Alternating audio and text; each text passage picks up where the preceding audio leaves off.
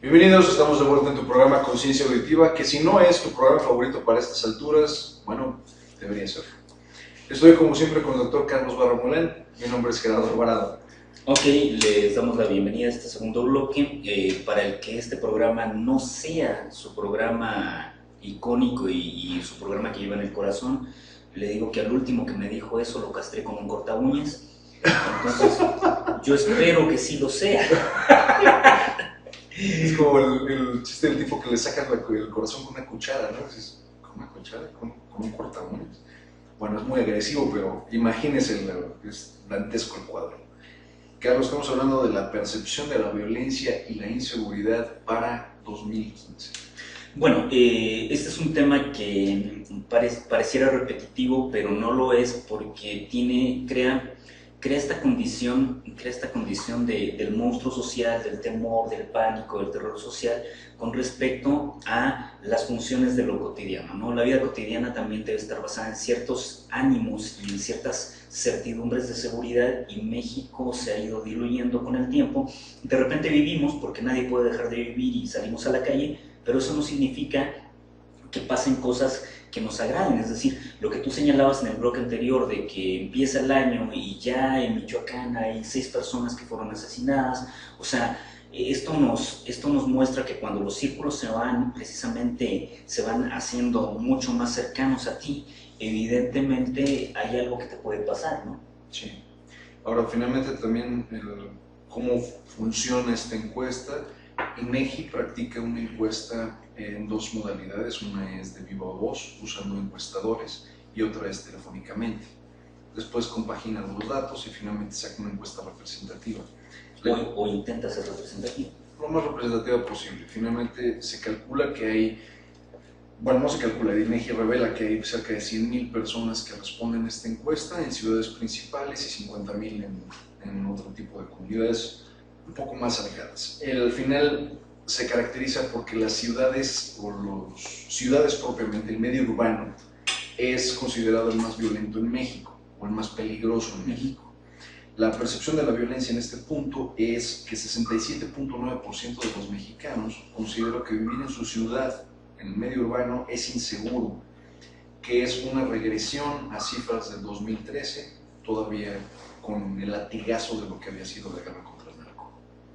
Ok, y en este sentido hay algo muy importante. Tú lo que señalas, habitualmente donde vemos mayores grados de indefensión es precisamente en las partes que no deberían tenerlo. Se supone que en las grandes urbes habitualmente las lógicas de seguridad son mayores, ¿no? Ahora, hay que decir que el Distrito Federal en los últimos años se ha reapuntado en este sentido, es una ciudad más segura, ¿no? Sí. Pero eso no quiere decir que todas las grandes capitales en México lo sean. Pero es más segura y entre comillas, ¿no? Finalmente también ese lugar que nos regaló Lobombo, el Heaven, los desaparecidos del Heaven, más tarde ejecutados del Heaven. Y que fue grave. Gravísimo. Los ejecutados en Tepito. Digo, si alguna vez ha ido al barrio bravo de Tepito, Tepito es maravilloso para ir a comprar sin pagar impuestos. es el tax free. Es el duty free de México. El duty free del DF. No, pero yo creo que todos deberíamos de hacer una excursión a Tepito alguna vez. Con un poco de valor, pero yo creo que sí deberíamos hacer esa excursión. Vale la pena. Un poco de valor. Con un poco de valor, un poco de gallardía, de osadía y hasta de estupidez. Y mide 1,89 m, pesa como 100 kilos. De todas maneras, hay que hacerlo. Yo que mido 1,32, no. Hay que hacerlo al menos una vez. Vale la pena al menos una vez. El Tepito es muy divertido y te puedo decir esto en alguna ocasión. Yo he ido varias veces a Tepito. A mí sí me encanta comprar el Duty Free Tepito. Y en alguna ocasión a un sujeto lo veo que lo están golpeando como entre 6 fulanos. Me quedo con una cara de, wow, ¿y este tipo qué le pasó?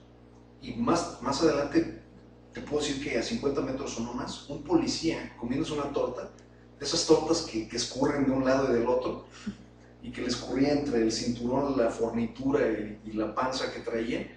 El tipo vio, como yo lo alcancé a ver, cómo estaban golpeando a este sujeto. Y no hizo... Yo me volteo a verlo, y el tipo con el bocado en la boca, como torta de huevo, alcancé a ver el contenido de su torta. El tipo voltea y me dice, ¿qué? Y yo, pasmado, digo, finalmente quiero creerme un tipo racional, volteo y le señalo a los que están golpeando, y dice, seguramente es un ladrón. Se da media vuelta y se va caminando. Eso es finalmente un México muy peculiar. Ahora, ¿a qué quiero aterrizar con esta idea?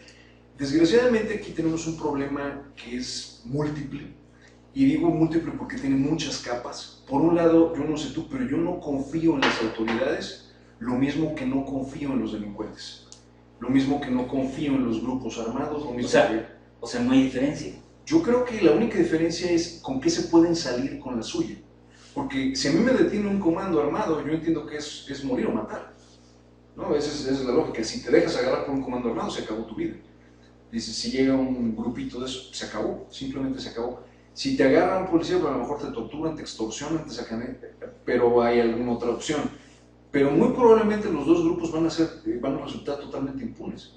O sea, finalmente hay una percepción que creo que no es mía, creo que somos todos, estamos más que conscientes que en México la ley es de aplicación, es un criterio de oportunidad la aplicación de la ley, porque la misma gente que actúa al abrigo de la ley no sabe qué tiene derecho y qué no tiene derecho de hacer. Al mismo tiempo no sabe qué puede y qué no puede hacer, no conoce las reglas de aplicabilidad. Los jueces son corruptos, los ministerios públicos, con todo el debido respeto, son truanes, en el mejor de los casos, con saco. Finalmente es un sistema que está muy roto desde adentro, y en este punto 7 de cada 10 personas en México tuvieron la sensación de inseguridad o temor al delito. Esto no es normal. No es normal que camines por la calle y digas, tengo miedo del delincuente, lo mismo que del ratero, lo mismo que del policía. Escuchamos hace unas semanas cómo habían detenido a un ciudadano chileno en calles del Distrito Federal. Lo habían golpeado, lo habían amedrentado, lo habían amenazado, incluso lo comentamos, y lo desaparecieron, y eran policías. Vaya, no lo encuentro ahí ninguna lógica. Sí, las cosas están graves, ¿no? Por ejemplo, yo acabo de regresar de Europa, y allá lo que te advierten, por ejemplo, en Francia, que tengas cuidado con los carteristas, pero nunca te hacen mención ni de robo violento, ni de secuestro, ni de... Ojo, y que después hubo un atentado, pero fue un atentado de orden político, ¿no? El que acaba de haber sobre estos tipos de origen musulmán. Charlie Hebdo, y claro, hablaremos de eso. Claro, sobre la revista satírica, ¿no?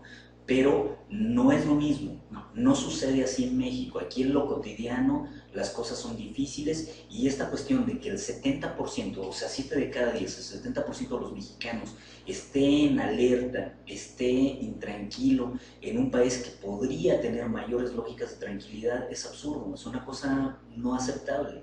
Yo sí creo que tiene que ver con una crisis verdaderamente de confianza, y que otra vez tiene que ver con una confianza que debe de existir en nuestras instituciones. Y cuando no puedes confiar en las instituciones, pues entonces sí tenemos un problema. Plantéese usted este escenario. Vamos a decir que usted tiene en su casa a sus hijos, está usted con su pareja muy contento, y de repente suena un ruido, se le ocurre levantar el bate de béisbol de su hijo, se le ocurre llegar y golpear al tipo y darle en la carota, y con tan buena puntería que le da en la cara y lo mata. ¿Le llama a la policía en ese momento, o le llama a su amigo diputado, a su amigo presidente municipal, al amigo policía, al amigo... 9 de cada 10 personas, es más, muy más alto, yo creo que 99.9% de los mexicanos le hablaría primero a cualquier otra persona antes que a un policía. Y la respuesta más lógica es, porque si le llama al maldito policía, el policía me lleva a mí también. Aunque esté yo en mi casa defendiendo lo que es mío, aunque hoy he usado un palo que se vende en Walmart, no importa. Ya es un homicidio, y ellos la lógica que entienden es que entre que son peras son manzanas, súbelo y llévatelo. Y súbetelo y llévatelo quiere decir 36 horas, 40 horas más tiempo en una galera, guardado, incomunicado, porque si no lo sabe, la policía te incomunica. Te incomunica porque para que tú puedas hacer una llamada, tú tienes que abonarle dinero.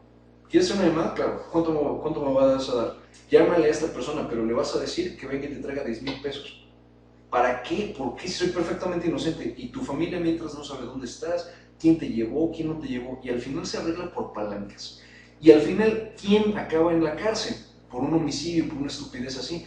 Quien no tiene una palanca, quien no tiene un conocido, dinero. Quien no tiene un amigo. Dinero, porque esto te cuesta en cantidad. El hecho, es más, simétricamente todos los juicios favorecen a aquellos, o sea, la simetría está en aquellos que tienen más dinero. Si tú tienes menos dinero, la posibilidad de que tú salgas de una cosa tan dura como esto, un homicidio, es una cuestión difícil. Sí.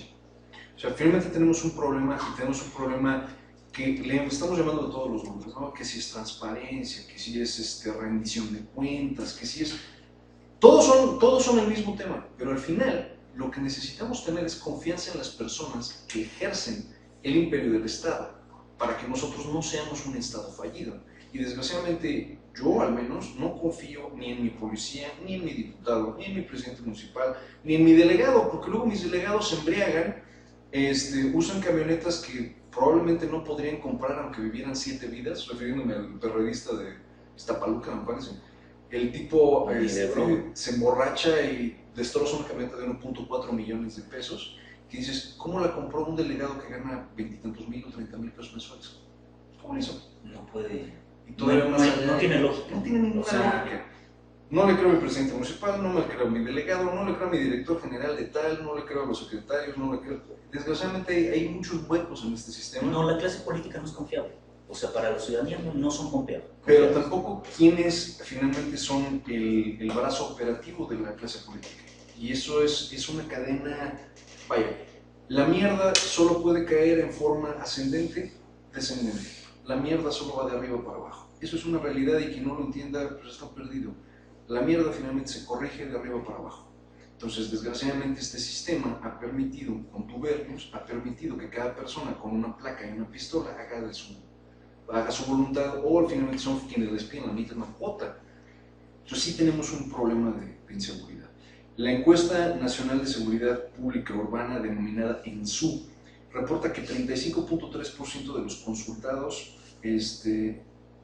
cree que el espiral de violencia solamente irá de mal en peor, y 27.9% considera que empeorará aún más. O sea, prácticamente, otra vez, casi 70% de los mexicanos.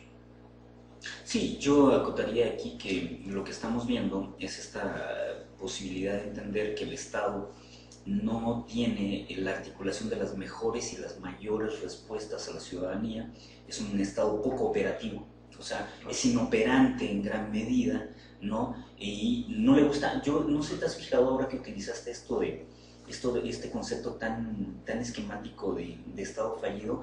A la clase política no le gusta que le digas que es un Estado fallido, ¿No? Te dice que no, que es más funcional, que, bueno, Peña Nieto estuvo diciendo que había muchos países en África que eran menos funcionales que nosotros, claro, también son más pobres, ¿no? O son más jóvenes. Y más jóvenes, y con los recursos y con la trayectoria histórica que tiene México, podría haber creado otro tipo de lógicas, ¿no? Creo que finalmente, insisto, muy culturalmente nuestro ánimo por simular las cosas no nos ayuda.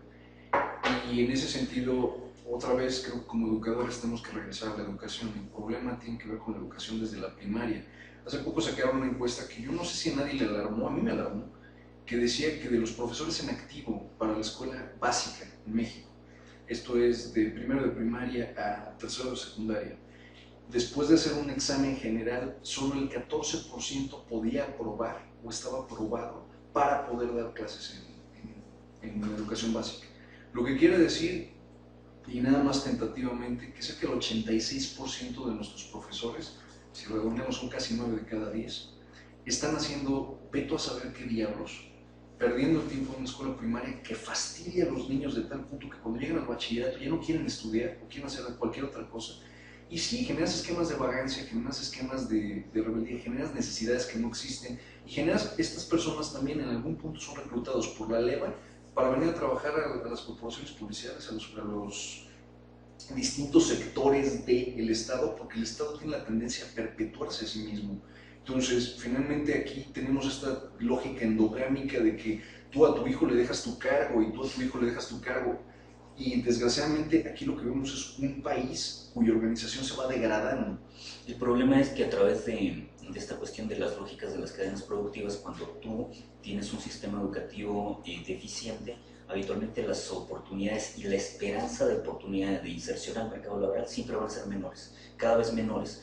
Entonces, no es una discusión menor, o sea, ¿cómo lo traducimos? Bueno, si lo queremos traducir concretamente, menos chance de tener oportunidades de vida, en desarrollo humano, en calidad de vida. O sea, si tú menos aprendes a nivel educativo, menos chance de... O sea, no quiero que nadie me salga con esta estupidez que de repente dice, ah, pues es que yo conocí a un tipo que no estudió y de repente es Julio millonario Scherer no estudió. porque vende barbacoa. Sí, pero son los casos menores, no son los casos del común denominador. Claro que no. No, y finalmente hay una historia familiar detrás de todas estas historias que se tiene que tomar en cuenta y que hay un tipo de aprendizaje que la misma escuela no te puede dar. Pero otra vez lo que nos pega es nuestra propia lógica reproductiva mexicana, que es los varones somos educados para ser inútiles, las mujeres para ser perfectamente autosuficientes. ¿A quién le sorprende que haya tantos divorcios? A mí ya no. Esa es la generalidad de... Con mayor frecuencia, los delitos que se cometen en México son la venta o el consumo de drogas más el consumo en un 41.5%, bandas violentas o pandillerismo que cayó dramáticamente 36%, disparos con arma de fuego 27% y por supuesto el robo simple que ocupa el mayor espectro de porcentaje. Esta en su encuesta nacional de seguridad pública arrojó que 7 de cada 10 personas consideran que el desempeño de las policías son poco o nada efectivo en sus labores y que denunciar un delito, un crimen, es inútil. Hay que decir algo con esto. En el año pasado empezó ya a perfilarse definitivamente esta condición de policías de mando único. Es decir, para no tener estas corporaciones que obedecían lo mismo a las cuestiones municipales, que estatales, que federales, verticalizar el mando. Y verticalizar el mando, supongo yo, que establece una condición de verticalizar también protocolos, es decir, que los protocolos y las lógicas de seguridad que tiene la misma policía también se unifican, ¿no? Pero a mí me parece que no se ha trabajado en ello. Entonces, tú puedes decir que hay una policía única, eso no lo hace mejor, ¿eh? Yo solo me pregunto esto, los países más democráticos, más representativos del mundo, lo que hacen es que el puesto del alcalde, del sheriff o el del comisionado de policía es un cargo de elección popular, porque finalmente es el pueblo quien conoce a la gente. Si estamos hablando de una Ayotzinapa, si estamos hablando de un, ¿cómo se llama este pueblo?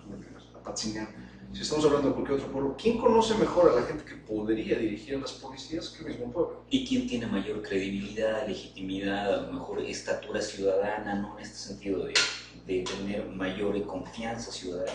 Pensando en Engels y en Marx, esta lógica del Sachem, el líder de guerra y el líder de paz, el Sachem y el guerrero, creo que debe de existir un equilibrio entre el presidente municipal y quien quiera que gobierne las policías. Sí, hemos encontrado que los zampones, que son los presidentes municipales, pues no tienen ningún freno, ¿cierto? Sobre todo en estas últimas épocas. No, y máxime si tú ves la lógica del municipio, el municipio tiene tal radio de autonomía que de repente parece una semipresidencia de la República en relación a lo que es la presidencia de la República. O sea, los municipios toman medidas muy endogámicas, sí. Muy endogámicas. Entonces sí sería conveniente replantear esto y veremos qué pasa con los mandos unidos. Carlos, nos vamos entonces otra vez, bloque musical. Nuestra producción nos envía con Carlos Vives. Saludos a la producción, Lluvia, Johanna, Lalo, Lalito, de Pan. Nos vamos con Cuando nos volvamos a encontrar de Carlos Vives. Volvemos.